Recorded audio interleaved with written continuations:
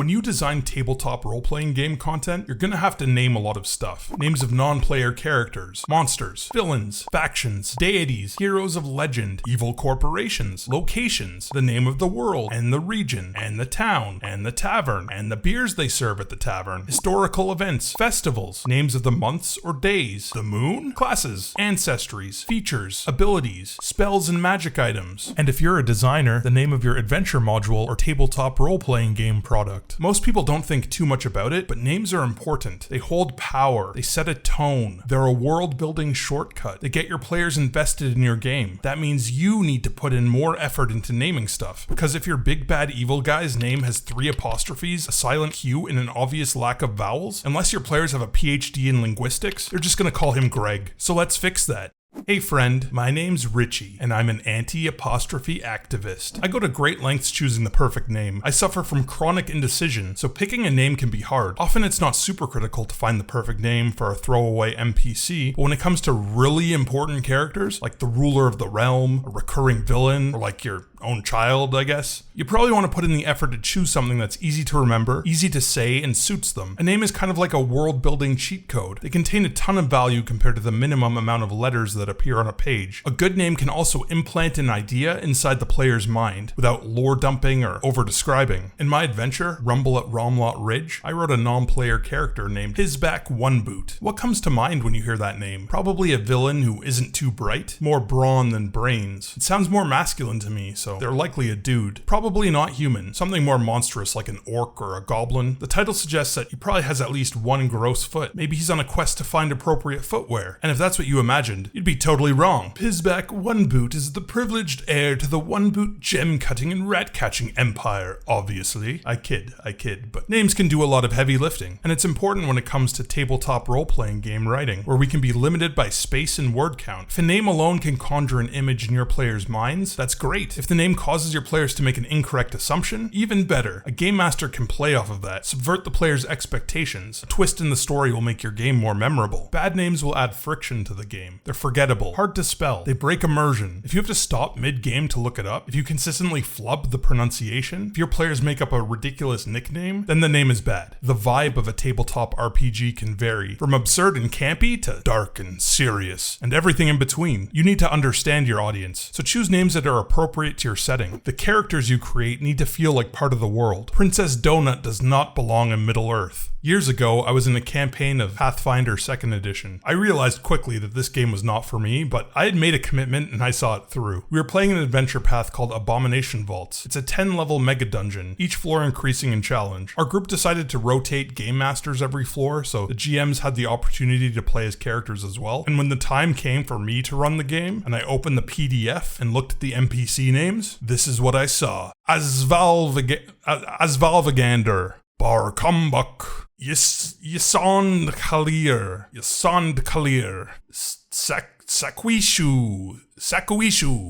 Sakuishu. Yeah, these names are awful. They're long, hard to say, easily alterable into a rude nickname, impossible to commit to memory. I have no idea what the writers were thinking. I mean, I guess they kind of sound a little demonic, but I feel they just introduced friction to the table. That group was more into optimizing their characters and finding loopholes to cheese combats, so they didn't engage with Yasan Kalir and his weird obsession with amputated hands or something. So how do we come up with good names? Well, even in fantastical worlds, it's safe to assume some people probably use names from our world. Just make sure you fit the vibe of the setting. A wizard named Dick is probably out of place. Richard the Wizard, a little less so. An easy tip is just to change an existing name slightly so it sounds more fantastical. Rizzard the Wizard? A bad example, but I kind of like it. I think an easy way to create a memorable name is to tie it in with the real world, like how we do in real life. Most last names are based off a profession, like Smith, Shepherd, Miller. Tieflings use virtue names that embody a trait they want to aspire to or a flaw they want to overcome, like justice, merit, or despair. This concept can be stolen and used for other races because tieflings are pretty lame, but the idea is good. Just don't be too on the nose about it, like Savage Oppress. I've had players in my game put this concept to good use with their characters. One of my players made a protector robot named Ward, which I thought was pretty good. As a game master, you have a heavy mental load, so it's easy easy to forget character names until you play a few sessions, but Ward stuck with me right away. In another game that was supposed to be a goofy one-shot, I had a player make a turtle monk named Picasso. Instantly memorable. This jokey one-shot turned into a decently long campaign, and the characters will forever be missed. And if you came up with an instantly iconic character name, let me know in the comments. Oh, and in that same game, we had one character who kept getting visited by some eldritch being telling him to execute the plan. The player took that statement literally, and it became his sole purpose to go and find someone named The Plan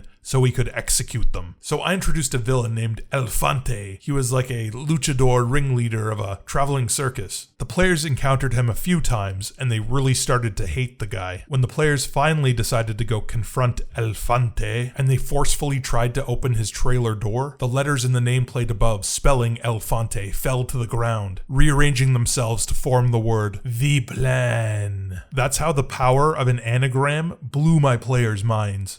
So let's make a memorable name using this technique. I've received the Dolmenwood books recently, and I'm looking forward to play. Dolmenwood is a game system and setting that is based off fairy tales and folklore, a magical wood where the realms of mortals and fairy overlap. So after reading through the books, I got inspired to create an NPC. There's an ancestry called mosslings. They're a stunted little plant people with an affinity for mold and fungi. They have bark-like skin and root-like hair and sap-like blood. So let's open a thesaurus and figure out a name. I want his given name to be something plant related, something mossy for this mossy little fella. Not bog. Morass seems way too easy to make fun of. Ooh. How about this one? Lichen. Okay, my concept is that he's kind of like a chronicler. Always has a book in one hand, a quill in the other, recording everything that happens, kind of like a scrivener. Publicist? That sounds too modern. Stringer? Nah. Ooh, how about this? He's quite new to his profession, so I'd say he's like a understudy. Oh, this might work. Lichen subscribe. Ooh, like and subscribe. Like and subscribe. Anyways, giving titles to characters can be a powerful tool, like Vlad the Impaler or the Mother of Dragons, because a title is easy to remember and evokes more flavor. You can apply the same idea to weapons like Longclaw, Sting, or the Master Sword. A named item seems more valuable, even if it's not mechanically exciting like a boring +1 dagger. Even locations should be named like this. Real-world towns and cities are often named by its geography or purpose. Apparently there are 17 Portlands in the US, so call a town in the middle of a forest Treetop Vale, or a village nestled between two rivers Rivercross. It's a lot more meaningful than a random city named Absalom. Sorry Pathfinder, you're catching strays again. There's probably some sort of lore reason behind your bad names, but I don't really care to learn more about your setting. When it comes to big published settings, Forgotten Realms has some decent city names. Neverwinter, Baldur's Gate, Waterdeep. These names at least invoke a mental image. It makes sense why these cities are named that, based on geography or the purpose it serves. Even though these names are pretty good, they can't all be winners, like the dark and edgy Menzoberranzan. If you're just going to throw some vowels and consonants at a wall and see what sticks, you can follow these tips to set a correct vibe. Hard guttural sounds are heavy, jagged, and aggressive. They sound like they're from a brutal culture. K's, G's, T's, K,